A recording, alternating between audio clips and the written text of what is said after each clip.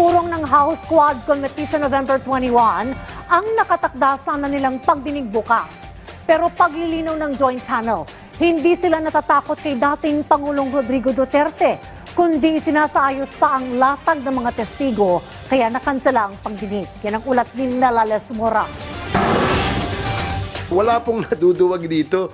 Ganito ho, para ho malinaw. Sa 21, meron kaming hearing. Yan ho, punta ho tayo dito. Pagkatapos ng 21, let us know kung kailan kayo pwede. Because we will schedule another Quadcom hearing on the date convenient for you, on the date na gusto ninyo, para ho mailatag natin ng maayos ang ating imbitasyon.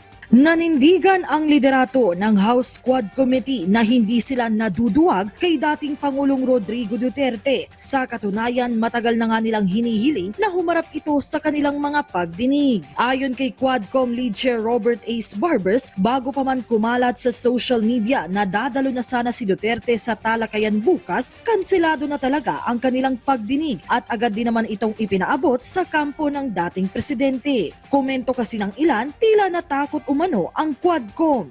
Ako, sa tingin ko, sinadya yun. Kasi Sunday pa lang pinag-uusapan na to eh. Kaya nga, yun yung ano nila, yung style eh, di ba? And to make it appear na tayo yung umaatras sa ganitong klase ng invitation. Whereas we've been inviting him for so many hearings already. Git ng joint panel sa November 21 na-reset ang susunod nilang pagdinig. At kung totoong gustong humarap ni dating Pangulong Duterte, maaari siyang dumalo rito kahit sagutin pa nila ang pamasahe at accommodation niya. We're willing to chip in kung talagang kinakailangan. No? If really the President wants to come. Hindi namin siya pipilitin.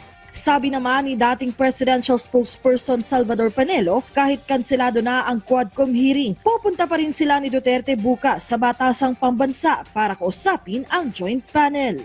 Ang hiwalay na House Committee on Good Government and Public Accountability bumuwelta naman sa anak ni dating Pangulo na si Vice President Sara Duterte.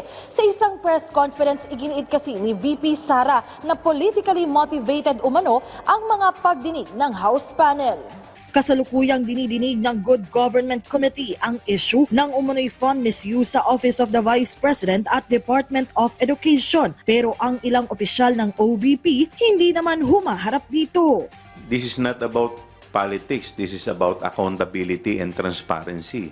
Kung wala naman po talagang wrongdoings, bakit po hindi po sila dumating at bakit hindi na lang po nila sagutin ng issue? Melales Moras para sa Pambansang TV sa Bagong Pilipinas.